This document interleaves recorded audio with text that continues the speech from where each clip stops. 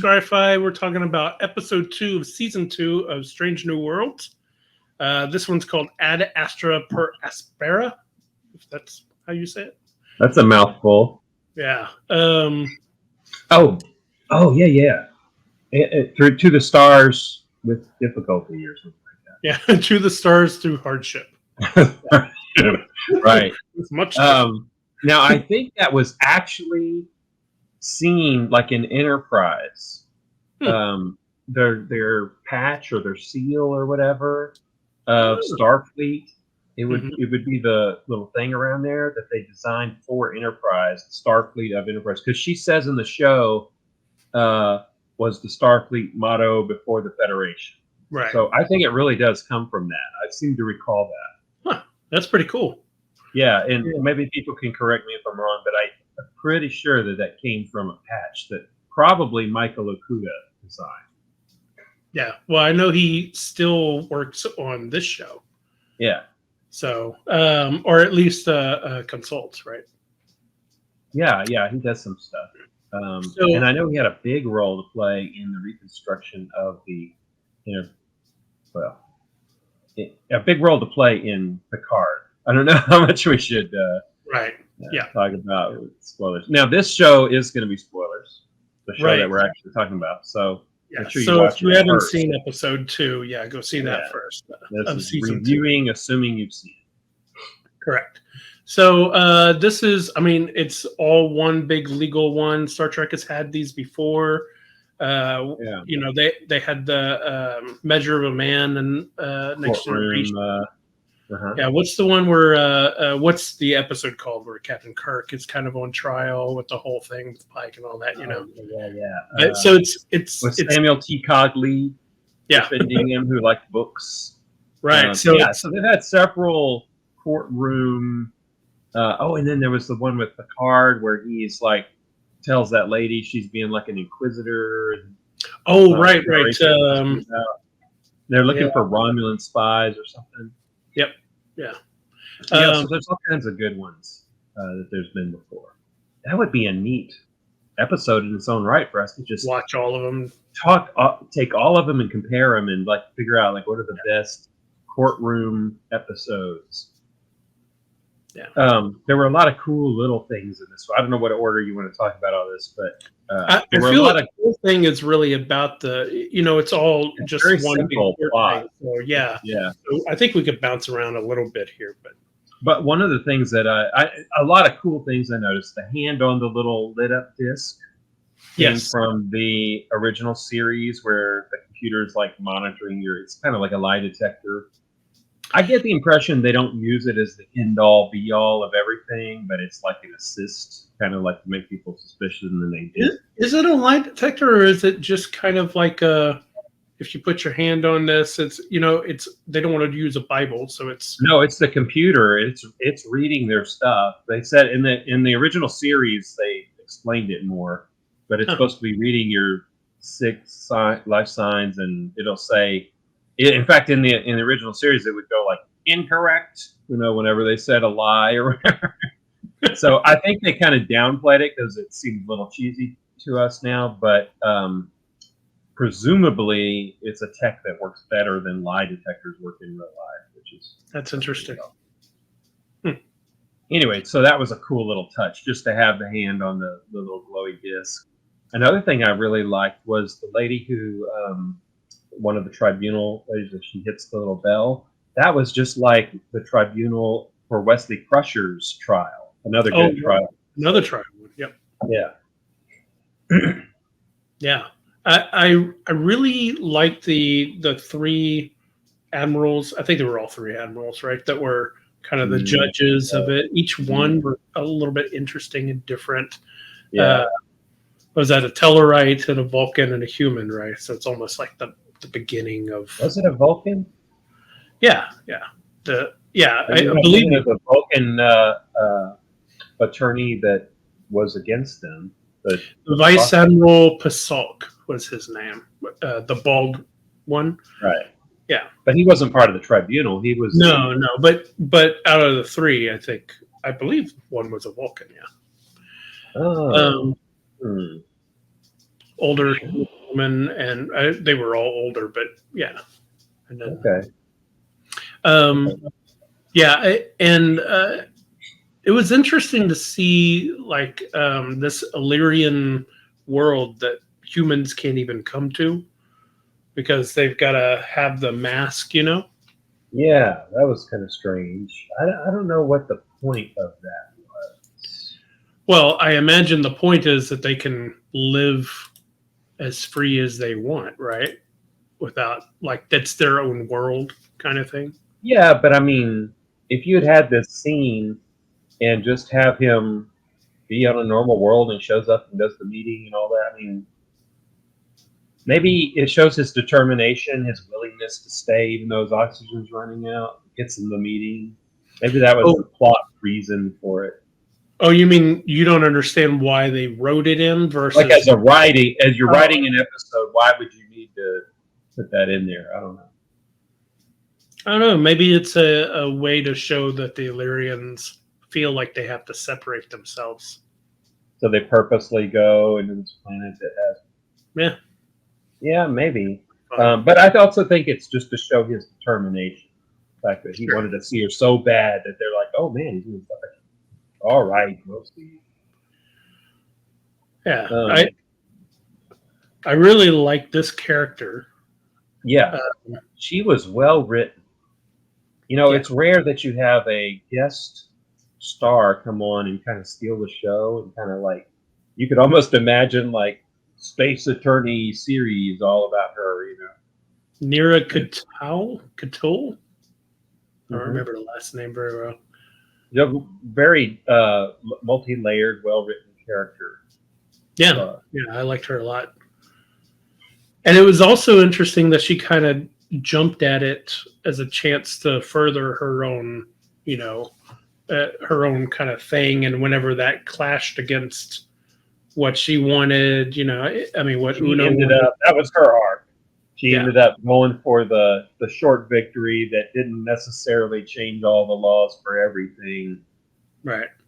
That was cool. And then she got to find out that number one, or Una, turned herself in, which made all the difference. Because it's different if you got caught and now you want to try to make a statement versus you did it to make this. It showed her that she was willing to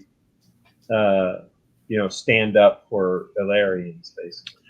It's really interesting. And I kind of guessed that she had turned herself in as soon as they were like, "How did she find out?" There's it's strange that I'm sure there's a lot of people that watch this and go like, "Why would you want to be?" Like her explanation as to why she wanted to be in Starfleet doesn't sound like it works with her experience with the Federation as a Lyrian and all that. But go ahead. Well, I was just going to say it's interesting because it probably is intentionally meant to. There's institutions throughout history that have been against certain types of people, but those types of people want to be in that institution, and they've had to lie about it, that stuff. So, and it's also their larger society. Like, yes, there's Illyrians, but they're all part of an intergalactic community, and it's considered like a big deal, even if you're not in the Federation. I think it's because like different planets have different levels of fleets or something you can do that's like Starfleet,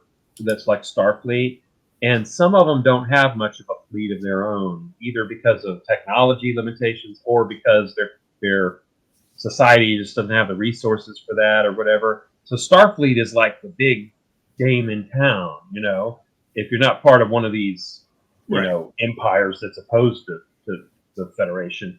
Even if you're not in the Federation per se, Starfleet is like in this area of the Alpha and Beta Quadrant, the big, where you can definitely go out and be on a starship and go explore and do all this, kind of stuff. So I think it has that reputation even beyond just the Federation. Yeah. This is a rarity where they don't have any action in the entire series. I mean, entire episode, and I didn't miss it at all.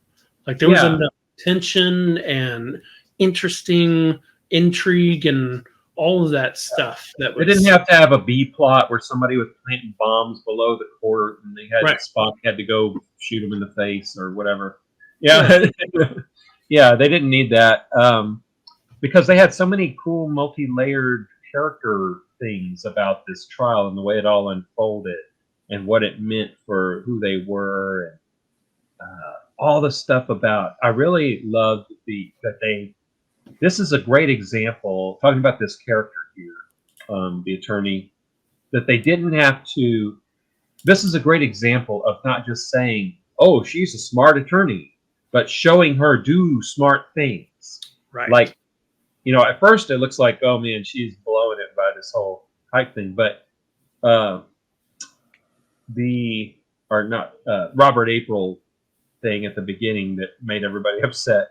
But when she starts having these interview things that meet all the qualifications of the asylum thing, and then she reveals the asylum thing with the list, and it matches everything, that was like really clever.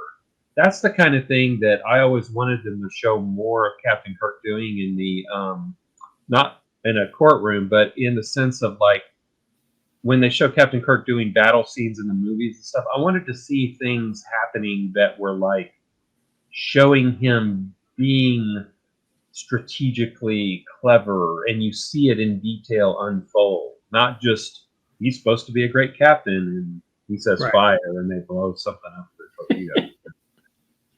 So this is the courtroom version of that. You know, it actually showed in detail her unfold this plot. You know.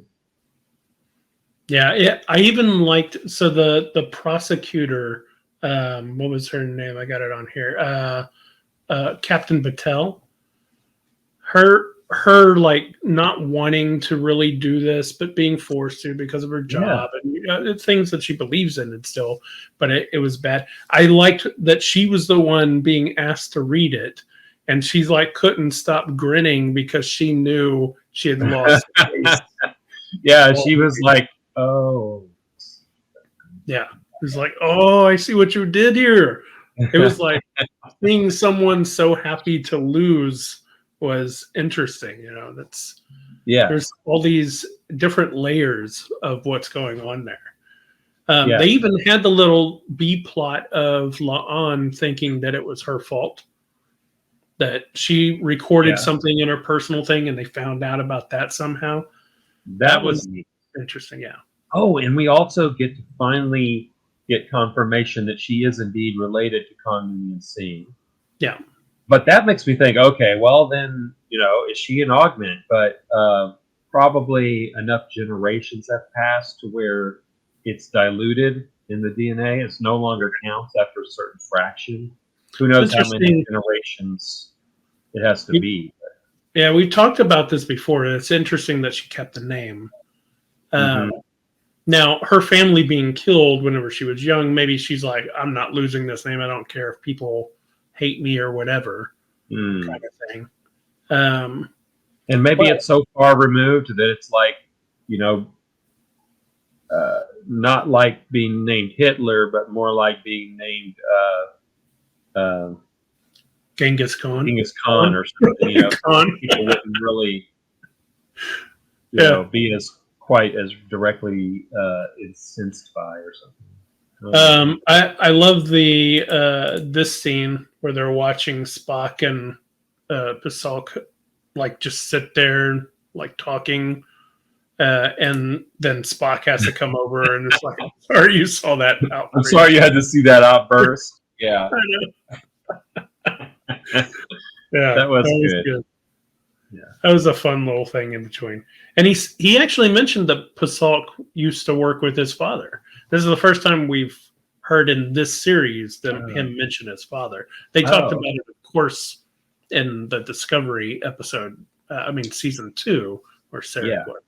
But what I liked about it is it showcased Dr. Mbenga's knowledge of Vulcans, and they had already established that in the original series. So yeah, that was cool continuity. Yeah. Let's see. I also have I like the this was dress uniforms. oh yeah, with the little collars and all that stuff. I And was the looking at gold ranks on the shoulders.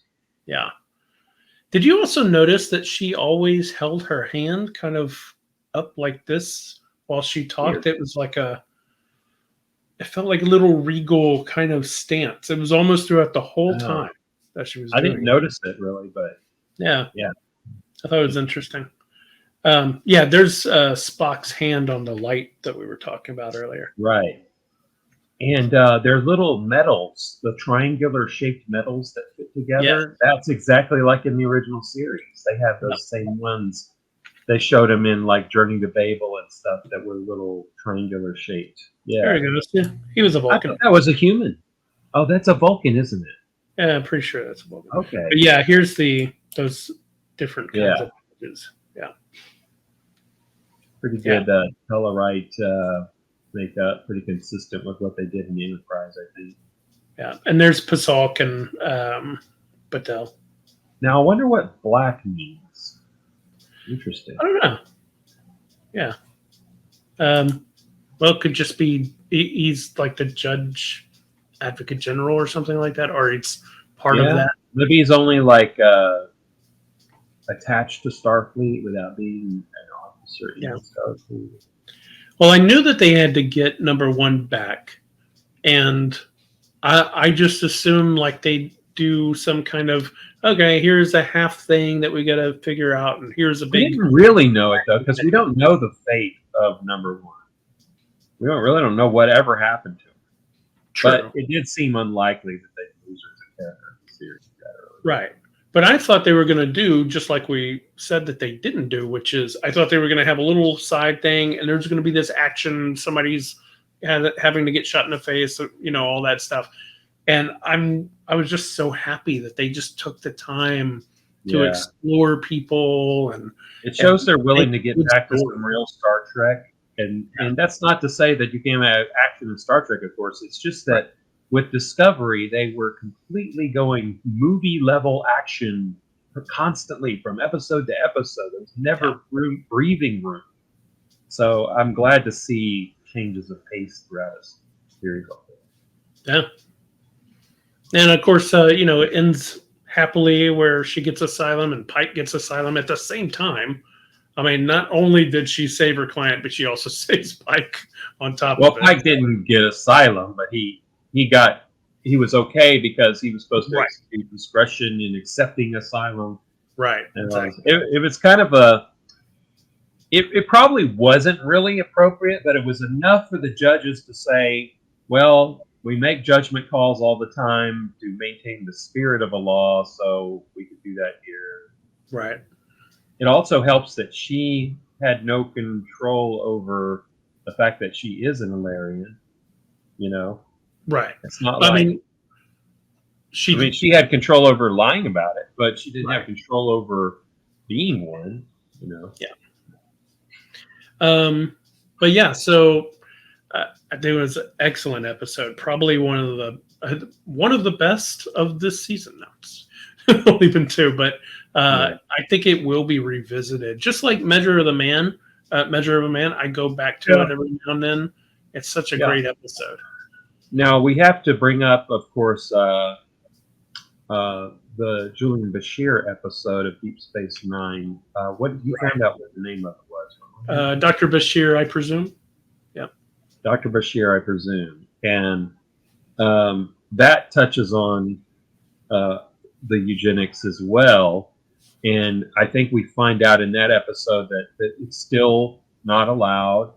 The law hasn't changed, and that, like they say here in this episode, they don't mean to change precedent or change. They didn't change the law, but they got an exception in her case. So apparently, it's still the case. There's a little bit difference here. So she's an Illyrian. There's an entire group, a culture of people who it's part of their culture to do this, right? That's a totally different thing than what happened with Bashir, where that was an individual scientist making experiments. He was falling behind in classes. He was, low IQ as a kid and stuff. And his parents took him after he was born, by the way. and genetically changed Oh, him. right. Where she was changed before she was born. Yeah, that's interesting. So it could actually be that in the Next Generation times or Deep Space Nine times that Illyrians are accepted and their culture practices and all that are, but it's a very special, like, okay, I hope it is, because this is what, 200 years before Deep Space Nine. You would hope that in those 200 years something has helped. You know. Yeah. So I think it's only 100 years though. Is it 100? It's This before. Is the 23rd century. Next Generation is 24. It's a little more than 100 though, because it's before. Well, the original series took place in. Oh yeah. So it's probably like 120. Yeah, something like that. But yeah, it's about a century off. But anyway, it still makes you wonder though, like, what is the new canon with regards to eugenics wars? Because in that Julian Bashir episode, you could say this was a mistake, but the judge or the admiral, I can't remember who it was, said 200 years ago we had a thing with the eugenics wars, blah blah blah blah. Now in Next Generation times, that would have been the 2190s or 2170 probably. Oh, so they've moved the eugenics wars around. So it looks like they've moved the eugenics wars up 100 years if you go by that. But then there's been other things so I don't know. It's very unclear, but maybe they're just not going to go there. They've kept it kind of vague because obviously we've already passed the time in which the original series said that it happened. Yeah. And then that series of books that came out, I don't remember, it was 2 or 3 books about the eugenics wars. Very clever. And who knows, they're just books because, in Star Trek, they're not as strict with canon and all that when it comes to books. But they were very cleverly written, though, to be where, like, the eugenics wars did take place. It meshed in the eugenics wars as some kind of like shadow wars that were going on behind the scenes during the 90s and meshed in real world 90s events, like the Gulf Wars and all that, and made it seem like there was this secret underlying thing going on that nobody knew. So it kind of like pulled off this thing of like, in history, looking back on it in 100 years, we're going to look back and we're going to call it the eugenics wars, even the people at the time didn't think of it as the. So, well, I definitely know that in the 90s, we didn't send a ship out into space with Khan Noonien seeing in a bunch of prisoners. Oh, it was a secret. It was a big, like, conspiracy. We don't have that technology. Not that you know of. But, see, that's how I did it, try to do it. I think that's pushing it a little too far, but it was very cleverly done. And apparently Gary Seven makes an appearance in that book, too. I didn't read the books, but I read about them. Oh, okay. Yeah. But anyway, so it's all kind of fuzzy in that regard, but I'm glad to see they at least still keep in something so major to Federation history in the show. Yeah. All right. Anyway, it was a really good character series. Really good character episode, I thought. Yeah. And they keep having those too. I think we said the same thing last episode. They're really doing a great job of visiting each character, making you care about them, but also not in a strange, outlandish way.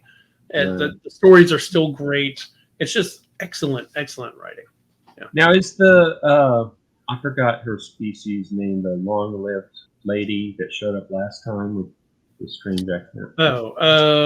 Yeah, that was a long. Let me see. I can pull it. Anyway, whoever that is, was she the one who was going to become the new engineer? Yeah, Pelia. She was going to become the head engineer. Lethanites. That's what they're called. Oh, okay. Yeah, she wasn't in this one, but there wasn't enough room for her.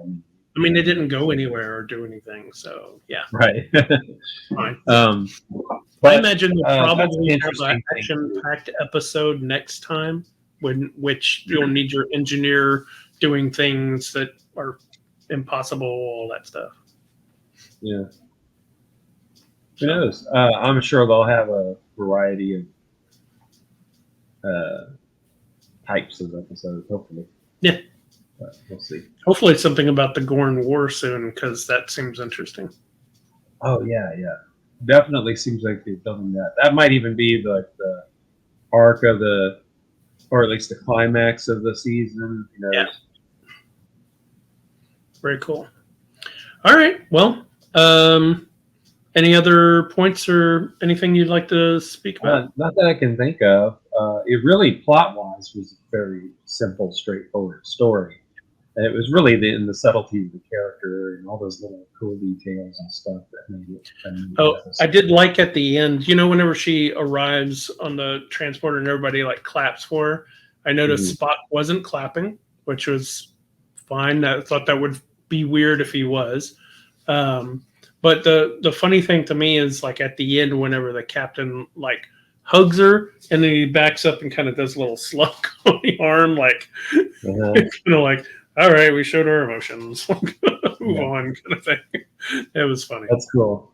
Now, one thing I haven't looked at, and I'm sure there's a way to find out, but I think that the show, probably, if we looked into it, we could figure out the exact year this is supposed to take place this season. But I think there were 2 5-year missions, and I noticed at the beginning of the series, Pyke does say it's 5-year mission. So there were 2 5-year missions that took place under Pyke before Kirk's 5-year mission. And I'm not sure which of the 2 this is that they're on. Well, the whole series begins with them coming to him, right? But he's already on the Enterprise in Discovery.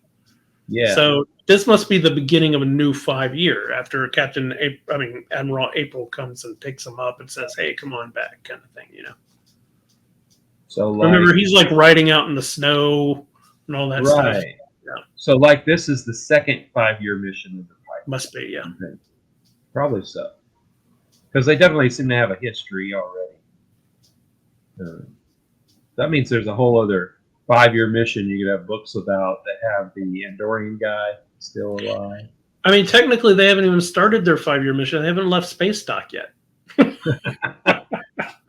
I mean, I guess last season they did, right? Last season they did stuff. Yeah. But, I mean, they're not on it right now. You need to I would like to see some more Exploring Strange New Worlds episodes. Hopefully we can get more of that. Yeah, I hope we get a couple more of just like showing up to a weird world, something strange going on, figure it out, some good sci-fi-ness, right? Yeah. That would be cool.